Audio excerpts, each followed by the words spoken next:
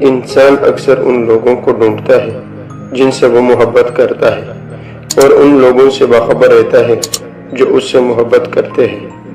ہزاروں مایوس لوگوں میں سے اگر اس نے تمہیں دعا کی توفیق دی ہے تو پھر وہ کیسے تمہاری دعا رد کر سکتا ہے جس نے دعا کا حکم دیا ہے؟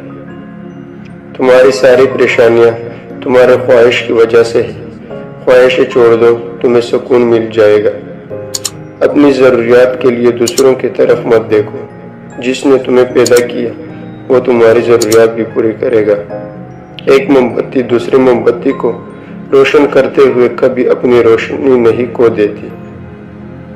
جو تم خود نہیں جانتے اسے دوسروں کو مت سکھاؤ۔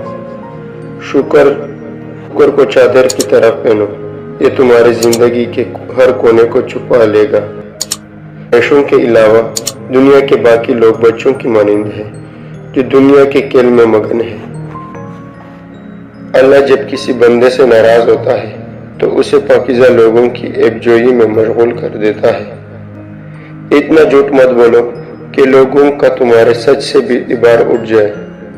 علم یہ ہے کہ تمہیں معلوم ہو کیا کہنا ہے، اور حکمت یہ ہے کہ تمہیں معلوم ہو کب کہنا ہے۔ پرندہ جب اڑان کی ٹان لے تو ہوا کو راستہ دینا ہی پڑتا ہے۔ معزز بننا چاہتے ہو تو دوسروں کی عزت کرو، کیونکہ یہ کام معزز بندہ ہی کرتا ہے اور یہی انسانیت کا کمال ہے۔